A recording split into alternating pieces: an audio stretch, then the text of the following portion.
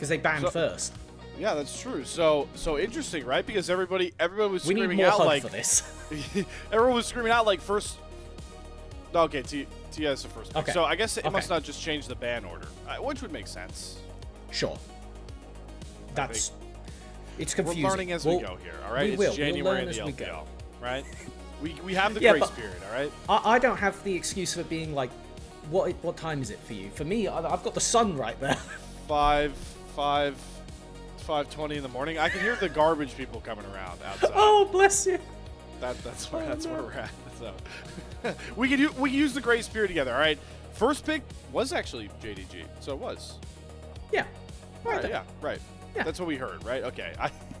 Rumble B1. Boys, we're familiar with that one.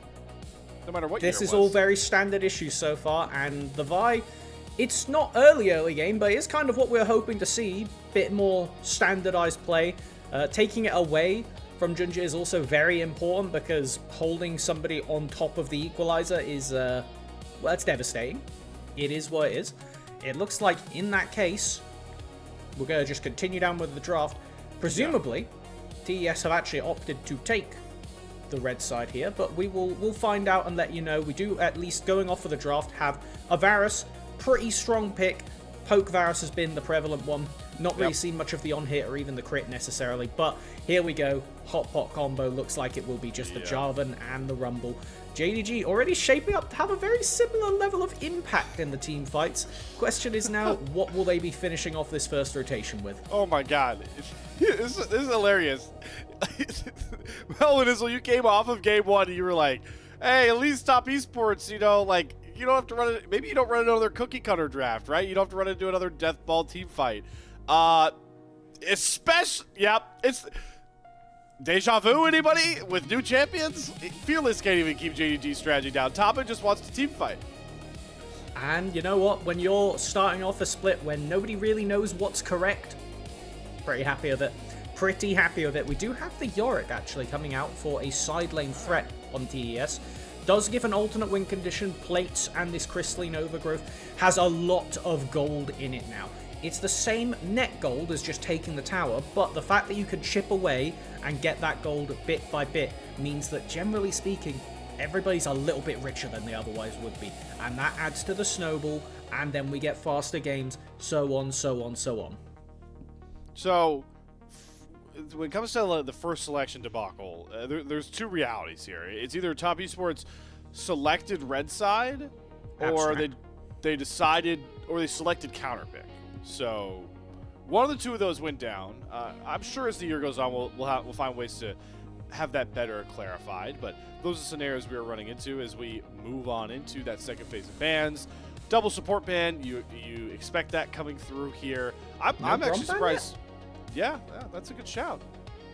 There's a Misfortune. This is pretty much like every time somebody picks Misfortune, there is a very natural Brom ban. I mean, it's a bit more abstract, but like Creme is a Leona, melee right? mid player, does like the Yasuo, so there's a very real world we see a Yasuo 5th pick coming out for TES right now. All right, our awesome producer Kai has confirmed to us that Top Esports selected counterpick. Yeah, that makes sense. There's no way they gave first pick and blue. Like, you don't give both of those. So you had to have selected. It would be a flex if he did it in one though. Okay, that's a way to That's rebuild true. confidence. Gala There you go. pentakill, winning on regular red side. Which do you value higher? As actually one of the typically lower priority answers to Misfortune. Brom blocks all of the bullet time. Leona very much second or first, depending on how you all look at it, because she can just ultimate. The MF does again require you to have the ult available and be in range, not having that freedom of a basic ability. I'm just going to stop talking about hovers because everybody's been a bit over the place right now. Yeah. As right now, JDG have got a very, very solid team fight comp put together, and finalizing with that Alistair in the bottom lane. Now it is just the question of what do you take mid. It's all about that middle pool. Yeah, that is an option. That, you know, more circles. Hey, you know, HongQ, if you asked somebody who watched all of Worlds what champions, you know, was HongQ really shining on, I think the first answer you probably get is Azir. Aurora's probably the second one, I would think. She's definitely up there. Gotta be up there. Right? Yeah, some seriously awesome Aurora performances. So HongQ's bringing it on over to the LPL. It was only a matter of time. But R5 for Creme, who was super quiet, got far behind early in this game up against HongQ. What does the answer look like? Never bad to lock Silas with an Alistar. Okay. Alistar, a misfortune. I mean, listen, we have 5 super ultimates realistically for JDG this game, so yeah. More you. Creme has easy pickings, always going to have something that he will want available for the team fight. Thing is, though, let's kind of reframe it back to what we expected and what we wanted to see from TES. Have they managed to put together some of that early game ability to skirmish and build up a lead? The Varus and Leona very good at going off and fighting. The thing is, though, Gala can choose to just only play the lane from max range and just trade Qs for Varus Qs. And yeah, there are options right now for JDG to play in a safer manner and kind of get to that level 6 point and then turn on the go buttons. TES, they have a bit more tools pre-level 6, but pretty much equally, in the case of Creme on the Silas, exactly equally, also has a lot of pretty solid level 6 tools, so I think I'm okay with what TES have put together here. I think this is a very intriguing spot. On top of everything you're saying here, Callum, the fact that Top Esports, a good way to try to deny like a super team fight comp, the harder way to deny it is by spreading the map, right? Playing super macro conscious. And with a Yorick, you have that capability. You have the pick potential of this Varus. You have a Yorick that can side lane. If you play this right, and few teams are able to accomplish this in any region, you can kind of force a team fight comp to never truly get the team fight they want. And when teams are able to accomplish that, I really admire it, because so many times does it fall flat. So many times does this not go on, especially early in a season, right? Pretty much, and I think realistically, since the Dragon Soul was introduced as an objective, we've kind of seen 1-3-1 and 4-1 fall off as an objective, but as we hit the Rift going into our Game 2, I think TES have what it takes here to put together that kind of comp. We just need some direction, some confidence coming through for some of those. Even the mainstay ones, especially, you know, Creme, very silent in that game 1. Now on the Silas, like you mentioned, Melee Maestro. JunJia gonna get spotted on this vertical jungle force, so good ward there. Both junglers are gonna recognize these starts, and this is gonna really shake up our early game, right? We haven't seen too many vertical jungle scenarios in Season 16 yet. Nothing as of current, but this is really solid because it means that with a split map, the bot lane is just left in isolation, and TES have to play on the back foot, because at any point a Jarvan, from now, he's level 2, you know he's level 2, you saw it, could appear out of the blue and just completely ruin your lane. There is the silver lining that we do have JiaQi taking the teleport on the Varus for the poke build, so even if something super aggro happens here, they should be able to get back to lane, actually roaming up to contest the Gromp, but JunJia does not actually have smite. It looks like he's going to require his support to come up and pocket the Jarvan to keep him safe there on the Gromp. Man, these mid laners, though, I mean, we were so antsy last game because now they're trading so low. Now we've got a melee. Creme throw down to HongQ, who's going to flash away. Creme definitely showing that frustration and turning into a positive here against HongQ. Not going to let the new guy push him around in the whole series. I'm really glad to see it because... Oh, boy. Okay, I'm gonna... Yeah, this is maybe a play, but only if Creme forces the ticket again. The thing is with this Silas, as we have now seen from level 3, he can just go constantly onto HongQ and force that Aurora to have to use the abilities to run away. Mitigates a lot of that damage and gives a lot more breathing room, particularly to a big one that's been getting a lot of early priority. But if you want to, because we have JunJia going mid and trying to hover for HongQ, it means that there is a slightly accelerated clear for NaiYou, who really does not want to do anything on this Vi until level 6, unless it is absolutely the freest gank of their life. Maybe that might show up top lane here, but unlikely. Oh, Vampire, he's going in for the alley sec right there, and JiaQi's going to have to flash himself back out. The stun comes across. Oh my god, they still nearly picked up the kill there. Oh, Scott Duck. Creme goes under turn onto HongQ. Gets first blood easily. JunJia gonna be here. Flash for flash, and NaiYou's here to cover. Flashes right on top of JunJia. Doesn't have his flash anymore. Creme, don't think he can dash himself back in, but good cover to make sure there's no trade there. Just like game one, Top Esports strike first. And the question is, will they immediately drop that lead like we saw in game one? It appears to not be the case. Going to back off, nice. That is what we want to see. Because last year, if there is one thing I, as the newbie to the broadcast, was made very aware, Top Esports was a terrifying team in the early game. They would be able to build up leads against the best of the best, and Creme was no small part of that, particularly rocking these melee mids and being able to flex that early aggressive play. Just what the doctor ordered after that game one. Get the bad taste out of the mouth for Top Esports. We also had some fighting over Scuttle Crabs. Smite secure there for NaiYou, so nothing to be had on that end. And we enter that awkward stage where both junglers try and see if they can wrestle back their normal clear cycles, but JunJia still want to get that one back up. I mean, it's just a revolving door with these trades here. Creme into HongQ. Still kind of brash, willing to trade back and forth. JunJia, man, this is not your gromp. This is not your... Okay, it's your gromp. It's your gromp. Yep, flag and drag smite. But is it your life that you have to pay with it? Absolutely. I can't... He's a madman. You take that flag and drag knowing you have no flash? No flash and only one of your laners nearby. Listen, as a jungler, Gromp does something to a man. That's all I'm saying. Like, you have the smite button, and you can see, like, there's something that is just not correct in junglers' brains, that when you see a Gromp about 700 HP and you know you can do an ability and secure it with smite, you just kind of have to do it, you know? Like, it's a thing. Just get possessed, I don't know. huh? It's just a It is the ghost of Gromp possesses you and forces you to go in under all and utter logic being disregarded. Yes. You know, if there were like one monster camp that consistently has people flashing or like giving their life to sacrifice, Riot should add like a passive that does nothing. It'd be like Ghost of Gromp forces enemy jungle to die for the gold. That'd be so funny. Maybe they should do that on April Fools. That'd be a good way. Or can we replace Baron with Gromp? Because that is truly the ultimate objective for pro play. Teams will throw leads at all costs at Gromp. Oh my god, that's a hilarious idea. That's exactly... Cal, we got to get this to Riot ASAP. They should swap... they should swap all the objectives around on April Fools.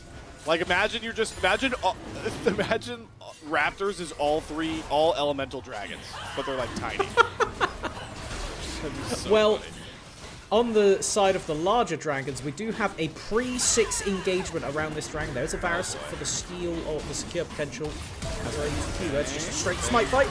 He's going to flash right on top of JunJia, trying to get him out of the pit. Secure goes over to Creme here. HongQ does have ultimate. There's the hijack ultimate back from Creme. He's going to dash right on top of Vampire's very low. Gala trying to find the trade, going to cleanse the first stun. JiaQi trying to get some of these autos down, but HongQ has more than enough in the tank to find that kill. Boy, do we get skirmish scrappy. It's the Drake secured for Top Esports. And we trade, I believe, even 2-2 on kills. Maybe a slight win for JDG in that department. I'm pretty sure that it's I would say it's even, honestly, looking at, like, TES with the Infernal Dragon and so many damage threats on the team. I think if you'd lost an extra member, then definitely JDG favored. I would say that you could argue both teams are happy with that in net, particularly because in this season, we've seen how important it is to get ahead on the Dragons, because these objectives, I mean, there were a lot of objective fights last game, despite how far behind TES were. Oh, hold on, this should be a freebie. JiaQi, yeah. Flash, Cataclysm follow. There's the team fight ultimates. They're up, and JDG feeling a lot more brash with their engages. I'm pretty sure that JiaQi's flash was exactly up and then exactly burnt off cooldown, as we do get to see this actual secure here from Creme, of all people, comboing to just auto-attack the smite, auto-attack after the jungler's smite to secure it. And I love this little Aurora steal to get to complete safety on the other side, forces Vampire out. Unfortunately for TES, as mentioned, ADC sacrificed, but at the end of the day, securing that first dragon and being able to get back into lanes. It could be worse. Does mean, however, that you're going to be quite stifled on the quest department. Remember that the kills and assisted takedowns and that kind of thing feed into your quest progress. So not only missing out on the CS, the fact that there's not been a plate secured right now, it's just going to be really troublesome for JiaQi to get back into this against Vampire and Gala, who are forcing a fight. No cleanse. Gala oversteps, flashes. Get enough distance away from JiaQi, who doesn't have enough damage to find that kill, but gotta pay a little bit more respect if you're Gala. We've seen this time and time again that he can overextend for some of these traits that doesn't really need to be over-indexing for.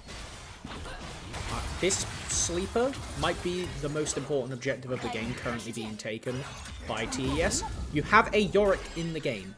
You have a Silas, who is going to be a side lane monster.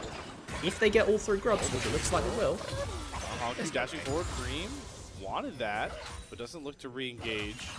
The big win here, right? I don't even care about those ults dropped. Eloquently pointed out by you, Callum. Grubs secured for Yorick. That is huge for this, again, style that top esports are going to go for, where we're just going to make sure that the team fight comp can never really feel comfortable ever 5v5ing, because there are no 5v5s. And that is definitely a winning strategy if it can be pulled off. Unfortunately, the most important part when you're doing a 4-1 split push comp, or even a 1-3-1, is that 3 or 4 members, the bot laner, the support, the jungler, don't get picked off. And so it is going to be really a counter statement from the TES bot lane to try and come back into this game after being put at a bit of a deficit, not the largest one, but it is just going to be so important to see if they can drag their way back in as the game continues. 269 though, doing a really good job winning some of these positive trades into the Rumble matchup. Get some good push, can't get rid of those crystalline markings to grab himself some more gold, but still up at CS over Xiaoxu, forcing him to ult waves constantly. We're still waiting for JDG to kind of heat up this playmaking. Another comp where all the ultimates matter. We might see one of them now. JunJia holding on to it. Creme steals away the Unbreakable Will. That is a very hard Silas to deal with. Creme still has flash over the wall. Oh, JunJia, that flash. Yep, that's a welcome to the LPL moment if I've ever seen one. Ooh, slow into the bullet time. Not enough damage for JiaQi to drop. He does have to trade his own ultimate back. We're fighting all over the map right now. A lot of skirmishing, as we do have the TP coming out from Creme to rejoin. Checks notes this is a Scuttle Crab team fight that we just had, because no Rift Herald up right now, Dragon not up for 30 seconds. It does mean, though, and this is something that I think the LPL was way ahead of the schedule for. No, not gonna die. Nice, I have a few more seconds. By forcing fights before objectives and blowing important cooldowns like Varus Ultimate, like Silas Flash and TP, now JDG are in a more favourable position to start the fight from the get-go. They have managed to use that pressure to build prio, kill JiaQi. He knew that they were waiting for him, and he's still gonna die right next to his tier 2 turret. The life of an AD carry. And convert beautifully into a dragon. There we go. Nice little example in right practice. into your point. You know, I love it when a plan comes together, as I think JDG are very much following that philosophy right now. NaiYou, though, wants to get in here and wants to try and steal away to keep the dragon stacking going. Okay, I mean, there's the hijack between worlds. JunJia's going to have to bail out of the pit here. A lot of respect from JDG. I like to see that sort of resolve, though. Without the Cataclysm, this Jarvan is very bare bones. So that dragon stacking for top esports is going to be apparent. And back to the point we made about the split push, the 4-1. Getting these early dragons is huge, because those are less big objectives that you're going to have to bring all 5 members to now. Exactly. That was the reason that bringing in the soul as a mechanic kind of killed split pushing, really, in pro play, because you needed to have as many people there around those Dragon Soul point team fights. If you don't feel that pressure, which TES cannot lose soul in the next 20 minutes, because, you know, that's just how long dragons take to spawn. So, feeling quite good about getting 369 this time to scale, get some extra damage in the kit. Already got the Maw. Want to see what happens at Hex Drinker going into the Maw, even. Considering you're against double AP solo laners, it means quite easy itemization for this Yorick to win the side lane. Object between worlds. Round of Ducks, full engage on the HongQ as NaiYou engages Vampire off the side. Fengyue wins the party, but Zplay doesn't lane. He's going to flash get the stun into the solar flare. Fengyue looking to make the plays, and with a cease and desist, it's more than enough. Love that snap engage from the rookie top esports support. Exactly what we wanted from them. More aggression, more of that top esports signature, the identity that they had throughout last year of being able to get this early lead and give Creme more of those resources. Completed the mid lane quest as we pan on up now to the top lane. No Vi ult, no Leona ult, but Xiaoxu still in a pretty dire situation. Goodbye, sweet Xiaoxu. Someone's going to TP to cover your wave, brother. Hopefully he just has to cover your... Oh, good trade there. Anyway, takes up too much of the turret there, and that gives Gala... I mean, this is the real win, right? On the other side of the map, Gala has been chilling in this bottom lane. So accelerated. Look at the quest too, right? Way ahead on that one because JiaQi's been forced way out of bottom lane. And this is a big thing to talk about for not just split pushing, but lane swapping, Callum. How those quests really are supposed to hold you in lane. I wonder how far JiaQi's actually behind. He's been out of bottom lane for so long. And the thing is, Riot removed the lane swap detective mechanic that came in last year as kind of a really ham-fisted solution to teams constantly lane swapping, deciding to change from the using the stick to the honey this time around, and it has worked pretty elegantly so far, with teams wanting to stick in lanes because of the extra resources. And bot lane, probably the worst one to not have completed the quest because it is multiplicative. When you finish this bot lane quest, it's 2 extra gold on every single minion, extra gold for doing basically everything you would normally be doing kill-wise, and you just get a 300 gold payout upon doing so, along with that extra item slot for boots, which when you're Lethality Varus and can just stack long swords into oblivion, it's really important. We have junglers posturing around bot. Don't know if anything's going to happen here, but let's see. Ballbreaker's cancel from NaiYou. You have to try and get back out. Knows you're engaging JunJia, but he brings Cataclysm down. Fengyue's here. Solar Flare's going to land. There's the Velvet Carpet coming across, but NaiYou gets out of it. Xiaoxu's damage does not hit the primary target, so JunJia has to flag and drag himself, sacrifice himself to take out the enemy jungler. He's going to flash away from JiaQi's piercing arrow, force the Chains of Corruption. He flag and drags further. We're just playing the stall game here, JunJia. This is mental warfare right here in the LPL, folks. JiaQi, you better hit your Q. All right, he does. But it took a lot more effort than I think JiaQi thought he'd have to give. There was a very slim angle where if that Q doesn't hit, then Jarvan's over the wall and suddenly can walk away to safety, but not going to get away with it. Pretty even trades all in all. A lot of ultimates once again. Flashes as well being blown. Look at the timer. We got Dragon in a minute. Both of these teams want to get this next one. If TES secures Soul Point this early on, not only do they have the Yorick split push win condition, but they have the inevitability of if you ever sack a dragon to try and shut down 369 on the side lane, you just lose Ocean Soul, and I think at that point, it's curtains. If we expect long, drawn-out team fights because the burst on both of these teams is a bit here or there, Ocean Soul kind of seals the deal, as this was just really nicely initiated from JDG, but we see the flash out of the Cataclysm that bought a lot of extra time and allowed for the TP to come in and allowed for that return kill to happen in the first place. Yeah, you know, Fengyue, really good job kind of covering with that Solar Flare, right? To buffer just long enough to get the Vi out. As you spoke on, Callum, how is this going to impact this big objective fight? Let's take stock of any items that show up that are kind of big, and ultimates that are finally going to come online. Is the Dragon is here, and top esports have the inside track towards. Just trading right now. Nothing super severe, but we do have Cryo in the mid lane. Gala secured that one. All right, so we're looking at that Cataclysm. Bullet time combo. Vampire's going in. There's the bullet time. NaiYou is eviscerated. Great catch for Vampire. Fenghue's going to be caught as well. Just like that, JDG stack up as 5, as strong as they can be, and make a clutch couple of kills. Very important. This will pretty much bring the tempo back into JDG's favor, and the thing is, Xiaoxu, once again, doing a very good job quietly in the side lane. The fact that Yorick hasn't killed a tower yet is crazy. 3 grubs in the pocket as well, and he is just being denied every single chance to right-click a tower. As soon as he's left alone with it, just the crystalline overgrowth on its own is going to be enough to take out the tower, regardless of who it is. So, I will say JDG doing a pretty solid job to keep themselves alive in this game.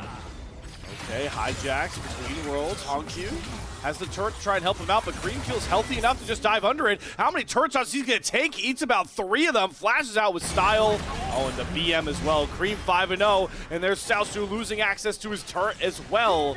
The push and pull this game too is prevalent. Top Esports will not go quietly to the broom of JDG in this series. Very happy to see the life in TES off the get-go, and that is actually one of the instances where having the Baron recall, part of the mid lane quest, you get a 5-minute cooldown. Baron recall goes down by 1 minute each time you get a takedown, makes the difference. Creme quite snowballed ahead now, already at 2 full items, upgraded shoes, and 9 Dark Seal stacks, as we pan all the way back to this dragon. And yeah, it's just another really quick engage coming out from JDG, leveraging that bullet time. Gala, not as loud as he was last game with the pentakilling Yanara, but at the end of the day, getting plenty done. Creme, however, a nice contrast from, I mean, politely getting blasted by HongQ all of last game. Now we get to see him on something that he is, I'm not going to say more comfortable on, but definitely more his signature. Oh yeah, without a doubt. And with the Rift Maker involved with the Unbreakable Will Steal, Creme plays such a pseudo tank role in all these fights going forward. And that's really important, because when you're fighting often 4v4, you do need somebody who can stand in the front, because now it looks like one of those frontliners is getting jumped. Well, NaiYou didn't get the Rift Herald because Baron spawned. Fengyue's going to re-engage with a bullet time from Gala. Forces 1 flash out of NaiYou. Creme takes all the Unbreakable Will, but they get rid of the support. Top Esports down a man as they have TPs coming in, but it's just JDG that stack up 5 strong here. Again, when they are all together, JD Gaming will not be broken. This may be a little audacious, though, trying to roll this into a Baron. I mean, I know they don't have NaiYou. JunJia is very low. JiaQi, if he can make some of these piercing arrows work, he's a real big threat. And all the while they're doing this, turrets are dropping in the name of 369. Their health bars just can't afford to make this Baron dance work with those resistances back and the resistance shred that you talked about with the new Baron, Callum. It's something you gotta keep in mind, and with the hijack about to come up for Creme and unlimitedly delicious choice for him, opting for JDG to back off. It was a really solid initial play, but one of those things that we kind of saw was a bit of an overstay. I'm not 100% that's what Fengyue wanted to do, but it is what happened. I truly don't know, but regardless, it ended up playing out quite nicely for JDG Gala with a cool little cleanse at the end there. The Baron Force was something, but not a lot done in return, as now, let's take stock of the game. 369 currently being collapsed on. Okay, Xiaoxu along with the carpet out into the Cataclysm, flashes into the Death Arena that JunJia has set up, and they do get rid of 369. I was a bit wary if they had enough damage to get rid of that Yorick health bar, but the pick has been made. And I think that they did that at such a time where both Equalizer and Cataclysm should be back up before the Dragon, so yeah, finding a very narrow window for JDG to actually snowball ahead, and are going to be greatly rewarded picking up 2 plates for Xiaoxu in this bottom lane, as now it is set up. TES are definitely considering looking to force a Baron when JDG go towards this next dragon. So it is currently a battle of the supports, a battle of using these Fey-like vision zones to try and give yourself as much time as possible to know when you are forced to rotate all the way to the other side of the map. We've seen the problem, how the rubber band loses its elasticity when you drop 369. You don't have that side lane threat in order, and that kind of doesn't allow them to do those Baron dances. It's the the good and bad of trying to play this style, is that without that Yorick split push threat, Top Esports really struggle to find anywhere to get footing on the map. So that's why those picks are so valuable on the timers you've talked about. But the timer to look at now, Melvin, is this dragon spawning as we speak. JunJia poking and prodding on a Fengyue, or they're just going to look to take out the Leona's health bar in entirety. And guess what? They don't have to expend any of those 5 key ultimates to find that kill. You can't fight this anymore as TES. Your best situation is fish for a steal, but then you are going to lose the Baron 99% of the time. 369 is going to be able to at least get some damage done. Curious if they're going to chuck the Maiden out anytime soon, as HongQ is looking to try and minimize some of this split pushing, but at the end of the day, there's not a lot HongQ can really do to the Yorick. You have the MR shoes. If you ever do get caught in a cage, you have to use abilities to get the hell out of there, because otherwise 369 is going to pummel you to death. Let's get some valuable time, some valuable gold. That top lane quest, just trying to stack these levels. And yeah, I'd like his odds with the main up against HongQ, but 369, can you just take that reset? No. I think the Ghouls aggroed onto him there. The Ghouls are still going to chase HongQ down. Who's here first to support? Of course, it's his flying oyster former buddy, JunJia, here to make it a 1v2. 1v3, Vampire's here as well. 369 may have actually been the one that got caught in the trap here. It's going to be another kill to Gala. Perfect, exactly where you want the gold. JDG, they are finding their way back into the lead of this game, one pick at a time. And this is exactly where you want to find a kill, forcing Creme to TP in. The threat of a Baron is always there when somebody dies on this half of the map. HongQ knocking down a bit of this tower, won't get the last hit in, importantly, does give TES a bastion to defend top lane. In front of Baron, it looks like TES don't have that confidence to force it right now, Gala. with Gala doing so much damage. I mean, he's got 3 items, he's got armor pin on him, but he doesn't expect Creme to jump on top of him. Good cleanse to get out of the solar flare. Oh my. What a cataclysm in turn there from JunJia and Vampire. Gala has been rescued. Creme can't even find the desperation trade. Boom goes the dynamite, and JDG finally break open this game too. It was topsy-turvy. TES had response after response, but this JDG roster has come to play in their LPL debut. We show up with Teamfight champions, and guess what we're gonna do? Tabe once again sitting comfy in his chair right now, looking at this draft with pride. Expertly executed with so many resources getting chucked onto Gala, but it is not enough to take out the Misfortune, posturing so respectfully against the dive that TES has, but also not far enough away to be useless. Like, this only started because Gala went for the play, using the fancy feat and knowing, guys, Vi doesn't have flash or ult. We just watched that happen to HongQ. And so it gives the extra window. Vampire covering his escape perfectly with that knockup, only for the red carpet to go down. And just an expertly executed team fight from JDG. You know that the mid jungle has synergy, but you would think that this team had played a whole tournament together. Oh wait, they did. Hey, you asked for it. He's sitting comfy in the chair. Are you a mind reader over there, Cal? I mean, he was poised up in there. He's chilling. He is chilling. Definitely after that team fight, JDG explode in the gold department, have all the control of those side waves that are so scary for them to kind of deal with. 369. When you got a York hurting under his own towers, you're doing pretty good in the game. Yeah. It's something that just goes to say that TES, they're going to struggle to pull this one back out, because team fight with the Yorick, not exactly what you want to be doing, but it is a necessity now as we're throwing out abilities just to clear the way. Yeah, let's just... I mean, Creme's getting something. He is hitting tower. I'm shocked that we haven't gotten a full reset through here. It's finally Xiaoxu that's going to come around. So it's a 4v4 for the time being. JunJia's got to be a bit careful. He is getting collapsed on alongside Vampire.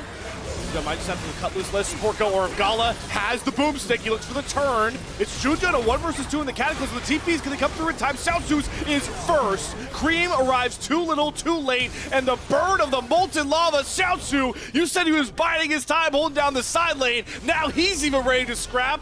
And that might just be the red bow on a beautiful start to the season for JD Gaming. It's desperate plays for Creme to try and stall this game out, but just like the last fight, I don't even know if he'll find Gala. Goes golden, but it's inevitable what's going to happen here. Fengyue going to be the last one to fall. JD Gaming with the perfect statement start. Their first series of the LPL, they're going to sweep out Top Esports. In convincing fashion in game 1. Game 2, a lot more close, a bit more punch for punch. We saw the life in TES, but JDG playing like a unit.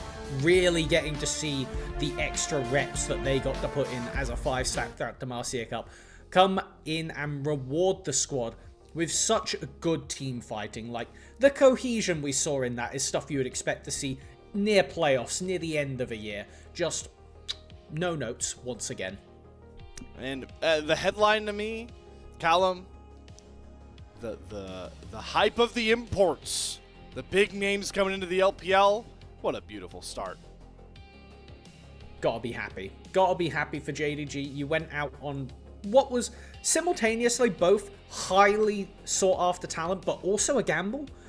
Because, you know, I don't want to bag on him. I love Doggo. He plays amazing at internationals, but his time in the LPL was not it. And there was always that risk. I mean, we're only one series in, but at least HongQ and JunJia are starting off on the right foot. The whole of this JDG team comes together, and we start to see the vision that what this squad is meant to do. Excellent team fighters, actually love to play around objectives. Perfect for this season. I think they rolled really lucky on the preseason changes for what they've put together as a roster.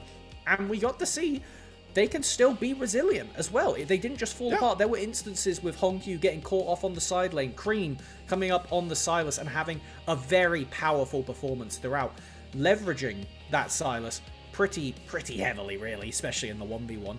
But even then, not enough. And back to that point you made, like kind of the recipe to success, right? You kind of saw it in vision in those two games. Again, put the asterisk next to it. We are 2 games into the entire year for JDG. We are 1 series in, right? But this sort of concept of Xiaoxu holding down the fort on the top side, whoever he's going into, he's not going to give up a lead, right? He's not going to die. He's going to be reliable. 369. Yeah, it was against 369, one of the premier top laners. Then you've got the JunJia, HongQ synergy. They're always going to make plays together. It looks awesome. Gala and Vampire. If they're playing like that, I can only think of one bottom lane I don't expect them to be able to kind of run over. That's a consistent recipe for success with a top 8 coaching draft if this is what JD Gaming fans were so hyped about when this roster was announced. It's been a hot minute since JDG have had such a big reason to smile, but guess what? You can take your day one and feel very happy with it right now. TES, on the other hand, though, got to give some flowers for at least coming back into that second game, but generally speaking, just outclassed, really. Across the board, Creme had his punchbacks in this one. We had a few instances of NaiYou and Fengyue actually managing to get a bit done aggressively, and I think one thing that does make me feel a bit better about this game and about TES's hopes is they recognized their problem from game 1. They picked more tools to go forward, and while the 3-6-9 split push strategy didn't get off the ground, it's something you can adapt. It's something you can learn from, try and figure out where it went wrong and dissect that in the post game. At least they have something to talk about now, because after that game 1, the only advice you really had was just don't lose like that again, really. Yeah, that's a tough, a tough pill to swallow here. But what a debut for JD Gaming, and it's hard to kind of just not sound like a broken record. And what a start here, Melvin, for your time in the LPL. How do you grade the introduction? Because I know you had like a couple of checklist points. You talked about how. I think you nailed a couple of them. I want to give you props, right? Okay, we got some stats to go through first. We'll get to that in a second here. Again, Gala topping the charts. Man, that jungle damage gap, I did not expect that one. Whew. That's yeah. As a Vi player, this is something that could just happen if your team falls onto the back foot. You are not there to do anything really. After a point, you're there to press R and pray that whoever is your most fed member, in this case Creme, can leverage the fact that he finished the game with 88% kill participation. But when you look over to the other side, JunJia, 96%. He was involved in basically everything that went right for JDG. A few of the things that went wrong, but basically everything that went right, and there was a whole lot more of that than the prior. All right, so to keep helping you with your debut checklist, I kind of robbed you last time. Walk me through. I want you to call your shot because I think we're gonna go player of the game here. We're still a little funky on the format with them, but what's your thoughts? I'm gonna say it's probably a 2-0 sweep for JunJia. I think he's getting another player of the game. Okay.